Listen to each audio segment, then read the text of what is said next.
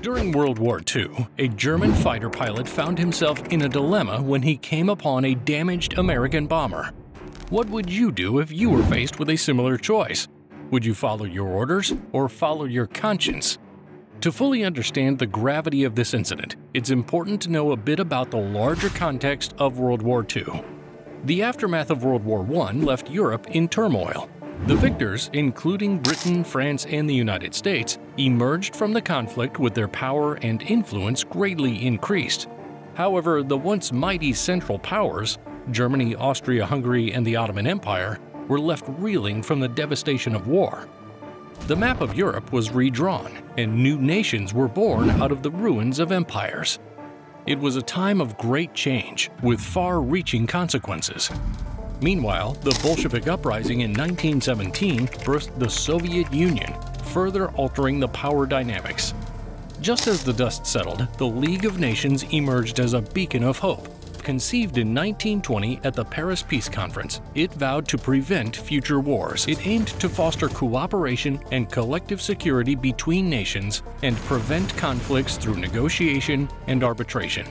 The League also sought to reduce the buildup of military power through disarmament, in the hopes of creating a more peaceful world. But it was just a matter of little time before this noble goal would be put to a test. Beneath the surface of post-war calmness, a storm brewed. Pacifism clashed with rising nationalistic desire across Europe. Germany, devastated by the Treaty of Versailles, harbored resentment and bitterness. The seeds of discontent were sown, and a new storm was brewing. In this climate of rising nationalism, the League faced a major test of its mission. The once mighty German Empire fell in the wave of this revolution, giving birth to the Weimar Republic. But this republic was far from being stable. The new government faced fierce opposition from extremist groups on the left and right. Italy, too, struggled to find its place in the post-war order, with many feeling betrayed by the Treaty of Versailles.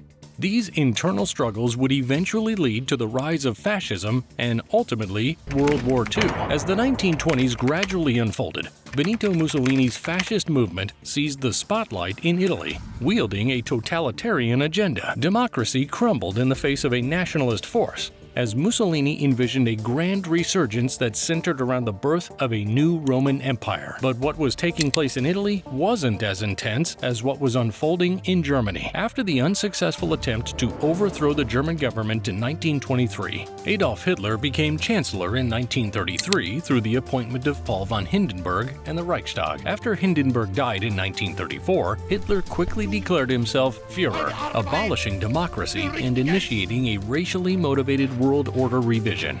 His goals were simple: to rearm Germany and position it back as a powerful central power. Remember that the Treaty of Versailles had prohibited Germany from rearming and remilitarizing, but Adolf Hitler, not one to bend to rules, was not ready to abide by the principles of the treaty. Meanwhile, in France, tensions were rising. To secure her alliance with Italy, France allowed Italy a free hand in Ethiopia. All these further aggravated the situation. For the fear of Germany, the Stresa Front was formed by the United Kingdom, France, and Italy in April 1935 to serve as a check. However, the UK made a separate naval agreement with Germany in June, easing restrictions. The UK made this move as it perceived it would be a good way to tame Germany. Perceiving that everyone was trying so hard to either befriend Germany or cut deals, the Soviet Union, concerned about Germany's Eastern European goals, drafted a mutual assistance treaty with France. But did that work? Unfortunately, it didn't, as its effectiveness was hindered by the League of Nations bureaucracy. On the other hand, the United States was not willing to get involved in any of this, even though it was worried about global events. To make fewer enemies, it decided to pass the Neutrality Act in August 1935. Hitler, still hitting hard, remilitarized the Rhineland in March 1936 under the policy of appeasement it signed with the United Kingdom. Aggression heightened in March 1938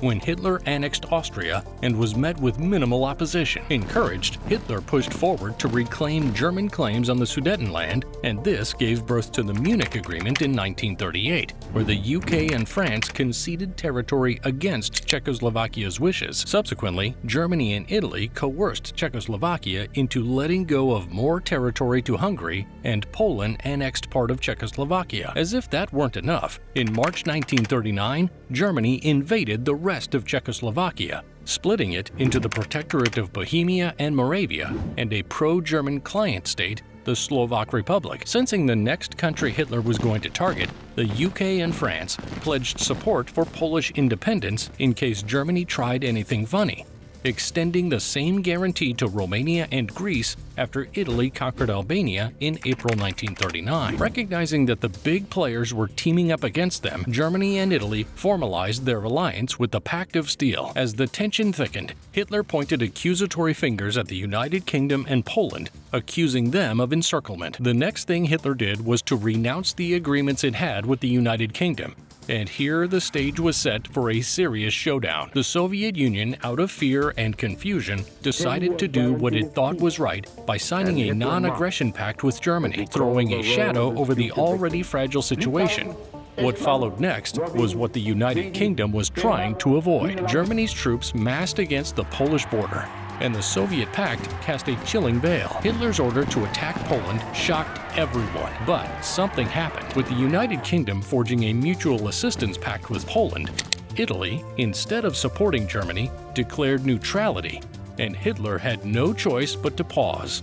In pleas for peace, Germany laid demands on Poland, fueling the situation. The Poles, unshaken, faced the rejection of German claims. The world was watching on the edge, unaware of the impending storm about to break. Then, on the fateful date of September 1, 1939, the stage was set ablaze. Germany, using staged incidents as a pretext, invaded Poland. The first clash erupted at Westerplatte, triggering an ultimatum from the United Kingdom. As the countdown to the conflict began, Britain and France declared war on Germany, followed by a cascade of nations. Hitler, not satisfied, ordered German troops to close the Warsaw suburbs on the 8th of September, marking the beginning of a high-stakes confrontation. The Polish counteroffensive bravely held off the German advance for days, creating a suspenseful pause. But their efforts were soon overridden and encircled by the relentless Wehrmacht. As the Polish army remnants fought their way through the occupied Warsaw, tensions heightened. Just when the dust seemed to settle, on September 17, 1939, the Soviet Union barged into the scene, leaving Poland caught in a web of uncertainty. On September 27th, the Warsaw garrison surrendered to the Germans, while the last significant operational unit of the Polish army bowed out on October 6th. The battlefield might have fallen silent, but Poland refused to yield. Instead, it went ahead to birth a government in exile. Little did the world know, Poland's story was far from over. Germany's annexation of Western Poland and the Soviet Union's claim to the east painted a fractured landscape. Meanwhile, Hitler boldly extended the message to the United Kingdom and France on October 6th, dictating that Poland's fate rested solely in the hands of Germany and the Soviet Union. At this point, one will think that Hitler was done. But the answer is no. April 1940 unleashed a new chapter as Germany swept into Denmark and Norway, driven by the need to safeguard iron ore shipments from Sweden. The rapid occupation of Denmark, coupled with Norway's fall within 2 months, despite Allied support, set the stage for another great shift. The aftershocks reverberated through British politics, forcing Prime Minister Neville Chamberlain's resignation and unveiling Winston Churchill as the new leader on May 10, 1940. You may think that with all these countries under Adolf Hitler's feet, he was going to withdraw. But what is it they say about greedy people? On the same day that Germany occupied Denmark and Norway, it invaded France and quickly broke through the neutral countries of Belgium, the Netherlands, and Luxembourg. Allied forces, expecting a slow attack through the heavily fortified Maginot Line, were caught off guard by the swift advance of the German army. Cut off by German forces near the town of Lille, they were forced to make a last stand. The Allies, unprepared for the speed and ferocity of the German attack, faced a crushing defeat. With a ticking clock and the fate of nations hanging in the balance, the United Kingdom managed a daring evacuation of Allied troops from the continent by early June. Yet the cost was high. Almost all their equipment had to be abandoned. June 10th marked Italy's entrance into the turmoil, declaring war on both France and the United Kingdom. The weakened French army now faced a dual threat as the Germans turned south. The world watched in awe as Paris succumbed on June 14th, paving the way for an agreement 8 days later. France, divided into occupation zones, presented an uneasy peace under the Vichy regime. officially neutral but leaning towards Germany. The drama continued as the United Kingdom, determined to disrupt the balance, launched an audacious attack on the French fleet on July 3rd. The world was once again left hanging on the edge, wondering how this web of alliances and betrayals would unfold in the chapters to come. But what was the United States doing while all this was going on, you may ask? Well, the United States remained on the edge, aiding China and the Western allies. The only thing the US did at this point was to amend the Neutrality Act it had previously signed to allow cash and carry for the Allies. But with Germany's attack on Paris in 1940, the United States knew something big was going to take place, and the next action it took was to build up its military. As the world spun in uncertainty, December 1940 brought Roosevelt's pointed accusations against Hitler, casting shadows of world conquest. The United States, from this moment, became an arsenal of democracy. The stage was set for the Lend-Lease programs, with the United States providing military and humanitarian aid supporting the British war effort. Little did the world know that this support would extend a lifeline reaching even the incapacitated Soviet Union after Germany's invasion. Strategic planning quietly began for a full-scale attack against the looming German threat. Amidst the rising tensions, September 1940 saw the formal union of Japan, Italy, and Germany in the Tripartite Pact, an alliance shrouded in mystery and ambition. The pact's ambition was clear. Any attack on an Axis power meant war against all three. November brought expansion. Hungary, Slovakia, and Romania joining the Axis fold. Romania's gaze was set on reclaiming lost territories from the Soviet Union. Meanwhile, Hitler's fear came true in 1940, as the UK, hopeful of American and Soviet support, faced a critical decision on July 31st. In order not to be caught off guard, it had to make plans to eliminate the Soviet Union and expand to Ukraine, the Baltic states, and Byelorussian. Amidst this, some Germans considered forming a Euro-Asian bloc against the British Empire. Negotiations in November 1940 explored the Soviet Union joining the Tripartite Pact. The decisive move came on December 18, 1940. Setting the stage for the impending invasion of the Soviet Union and a significant turn in the war. The next action from Germany, with the backing of Italy and Romania, was launching Operation Barbarossa against the Soviet Union on June 22, 1941, and this move changed the course of history. Germany broke the agreement it had with the Soviet Union, with claims that the Soviet Union had a sinister plot. During its attack on the Soviet Union, Germany found unexpected allies in Finland and Hungary. Their eyes were set on the Baltic region, Moscow, and Ukraine, with a grand plan to conquer the vast territory from the Caspian to the White Seas. Hitler's ambitions were nothing short of erasing the Soviet Union as a military force, eradicating communism, seizing land, and securing vital resources. As summer intensified, Axis forces made surprising advances into Soviet territory, causing significant losses in manpower and resources. In mid-August, the German Army High Command unexpectedly halted the operation. The weakened Army Group Center shifted its attention, allowing the 2nd Panzer Group to target central Ukraine and Leningrad. The attack on Kyiv led to the encirclement and occupation of 4 Soviet troops, setting the stage for further successes in Crimea and eastern Ukraine's industrial regions. While all these were taking place, the United States still didn't want to jump into the war right away. But things soon changed, and what was regarded as Europe's problem was now going to be a world problem. So what happened? On December 7, 1941, a day that will be remembered as Pearl Harbor Day, Japan surprisingly attacked a place called Pearl Harbor in Hawaii. Pearl Harbor was a strategically important naval base for the United States. It was home to the U.S. Pacific Fleet, which was critical to the U.S. military presence in the Pacific. In addition, Pearl Harbor was a major base for refueling and resupplying ships, so by attacking Pearl Harbor, the Japanese were able to significantly weaken the U.S. military's ability to project power in the Pacific. The attack on Pearl Harbor came as a total shock to the U.S., and it caused a tremendous uproar. Lives were lost, and a lot of people were hurt. Americans were enraged and wanted to take immediate action against Japan, but there was a procedure for everything. The Congress had been the one stopping the U.S. from joining the war, but with this attack, President Roosevelt called for a declaration of war against Japan.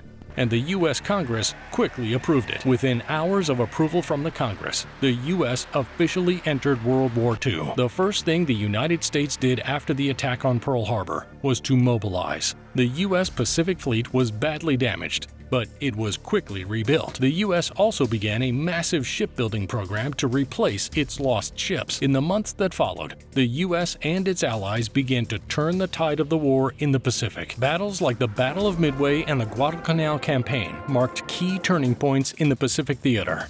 The U.S. began a strategy of island hopping across the Pacific. Instead of trying to capture every island in the Japanese-occupied Pacific, the U.S. military focused on capturing strategically important islands and cutting off Japanese supply lines. This strategy helped the U.S. advance closer to Japan, and by 1944, the U.S. was close to the Japanese home islands. But it didn't end there. Did you think Germany was going to let this opportunity to prove itself a powerful entity slide? I guess not. In support of their Japanese ally, Germany and Italy quickly declared war on the U.S. The U.S. responded by also declaring war on Germany and Italy, making the conflict truly global. This also brought the U.S. into the European theater of war. In 1942, the U.S. began to send troops to Europe, including to North Africa and Italy. The U.S. also began providing crucial supplies and equipment to its European allies under the Lend-Lease program. With the U.S. now a major player in the war,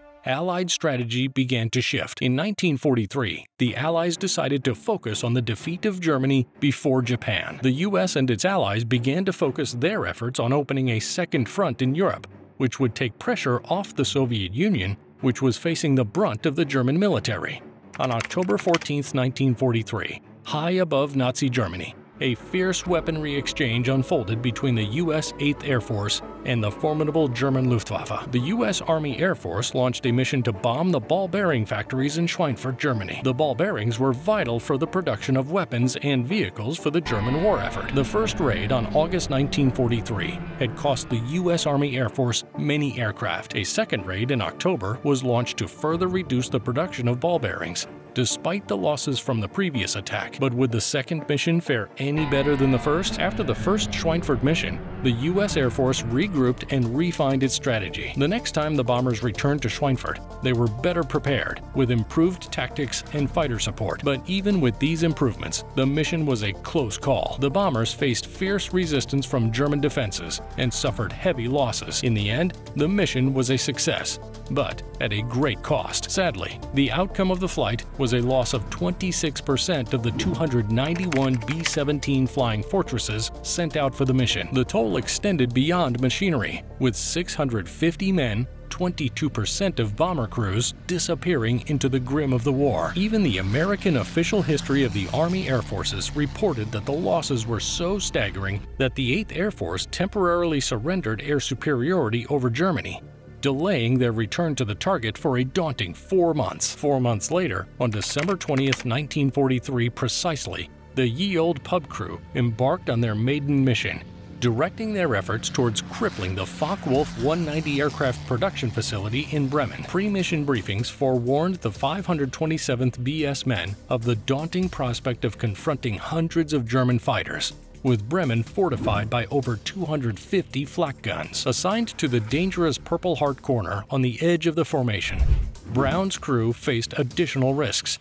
Mechanical issues forced 3 bombers to turn back, prompting Brown to move his plane to the front. The bombing run commenced at 8,320 meters, with harsh conditions, including a temperature of -60 degrees Celsius. Accurate flak damaged the B-17, knocking out engines and compromising the aircraft's overall functionality. Separated from the formation, Brown's B-17 became weak and endured relentless attacks from over a dozen enemy fighters, including Messerschmitt Bf-109s and Focke-Wulf FW-190s. The aircraft sustained severe damage, losing crucial systems and weaponry. Multiple crew members were injured, some critically, with the tail gunner decapitated and the crew facing frozen equipment. Despite the grim situation, the crew grappled with the decision to bail out, realizing that one injured member couldn't safely land. Determined not to abandon their comrade, they pressed on. Germans on the ground, including then ace Franz Stigler, who was refueling and rearming at an airfield, saw Brown's damaged, straggling bomber. He quickly took off in his 50 caliber Messerschmitt Bf-109 G6. The M2 Browning had a machine gun bullet embedded in its radiator and quickly passed Brown's plane. Oh, this was going to be the last day for Brown and his crew, but something unexpected happened.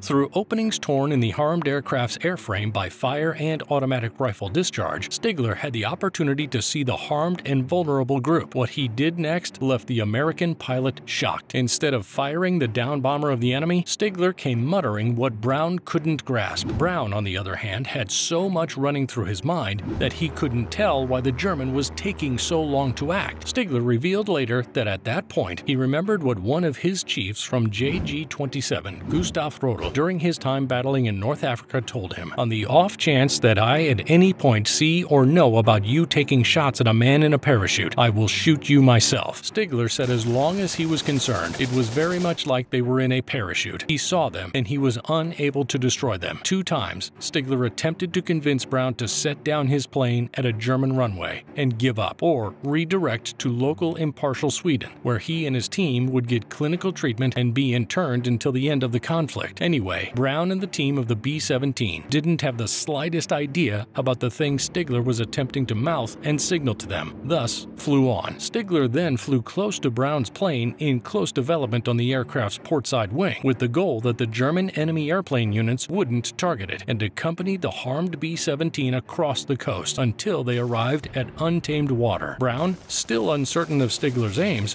requested his partner with a heavy armament to focus his weapons on Stigler, yet not open shoot, to caution him off. Understanding the message and sure that the plane was at last out of German airspace, Stigler left with a salute. Brown figured out how to fly the 250 miles, 400 kilometers, across the North Ocean and landed his plane at RAF Fuming, home of the 448th Bomb Gathering. In the post-flight interviewing, he briefed his officials about how a German military pilot had let him go. He was warned not to reveal this information to the rest of the unit, as it could create a false sense of security when approaching enemy aircraft. If a downed pilot falsely signaled that he was friendly, other pilots might be tricked into believing it, only to be shot down. The danger was too great to risk. Meanwhile, Stigler soared as a jet fighter pilot in Jagdverband 44 until the war's end. Ye Olde Pub, however, left combat in April 1944, returning stateside, only to meet its demise in August 1945. Post-war, Brown ventured back to West Virginia, diving into college and later rejoining the U.S. Air Force until 1965. Transitioning into diplomacy, he voyaged to Laos and Vietnam as a State Department Foreign Service officer. In 1972, he retired, swapping the uniform for an inventor's hat in sunny Miami. On the flip side, Stigler carved a path to success in Canada after relocating in 1953, thriving as a businessman. Fast forward to 1986, Lieutenant Colonel Brown found himself addressing a gathering of the Eagles in Alabama. When asked if he had any memories of World War II missions, he recounted the Bf-109 escort tale. After the gathering, he set out on a quest to locate the mysterious German pilot. Despite 4 years of fruitless searches, Brown penned a letter to a Combat Pilot Association. Soon, a response arrived from Stigler, then residing in Canada. "I was the one," the letter boldly declared. A phone call followed, and Stigler's vivid description confirmed the wartime connection. Stigler later said that reuniting with Brown was one of the most meaningful experiences of his life. He spoke of their first meeting as an encounter between enemies who had turned into friends. He said it was an honor to meet a man who decades before had shown him such mercy and compassion. For Brown, the experience was equally powerful. He described their reunion as the beginning of a beautiful friendship. From 1990 to 2008, the friendship between Charlie Brown and Franz Stigler blossomed, enduring until their simultaneous passings in 2008. The story of Brown and Stigler offers a powerful lesson in the power of compassion. Even during a brutal war, Stigler chose to show mercy and humanity to his enemy. This act of compassion had a profound impact on both men and the world around them. It reminds us that even in the darkest of times, there is still room for empathy and understanding. Now, back to the question I asked at the beginning of this video. What would you do if you were faced with a similar choice? Would you follow the orders to destroy an obvious enemy, or follow your conscience? Share your thoughts in the comment section below. If you enjoyed this video, consider giving it a thumbs up, and for more exciting videos like this, subscribe to this channel. Thanks for watching, and see you in the next video.